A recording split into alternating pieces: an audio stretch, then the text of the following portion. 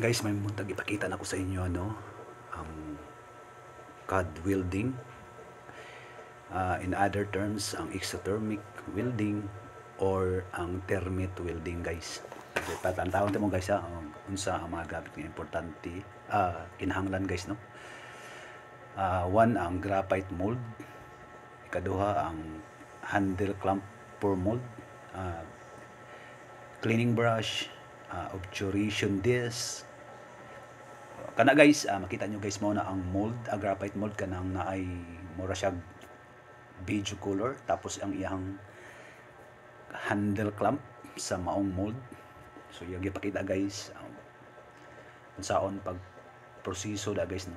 Ang kaniya to guys bali ko ano ni hinag ipakita na nako ninyo temporary o unsa ang CAD welding. So guys kana guys gihiting na niya guys ang maong mold guys para sa preparation no guys no sa pagkuan guys. By the way, ang CAD welding is a fusion process sa mga metals guys no. Tanang naa sa sulod sa graphite mold iyahang ipangdugtong mao na ibot pasabot og fusion process. So gari guys, mao ni ang mold. Iyahan ang yab-an og metal powder. Kada guys yang gibutang is mao na ang obturation disc. Mao na ang metal powder. Tapos kana yang gisira mao na ang graphite mold.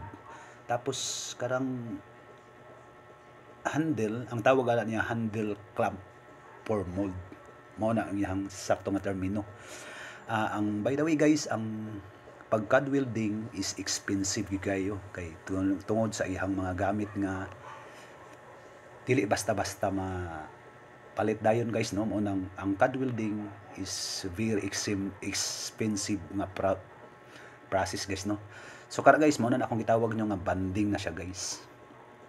Iyahan ang gipuse ang tanang mga anaa sa iyang palibot guys. By the way guys, ipakita na ko na ninyo actual nga ako gid ang kami gid sa akong mga kuyog ang mag-banding guys no, mag-fusion na mag CAD welding. So katura guys, maayong buntag, salamat, God bless.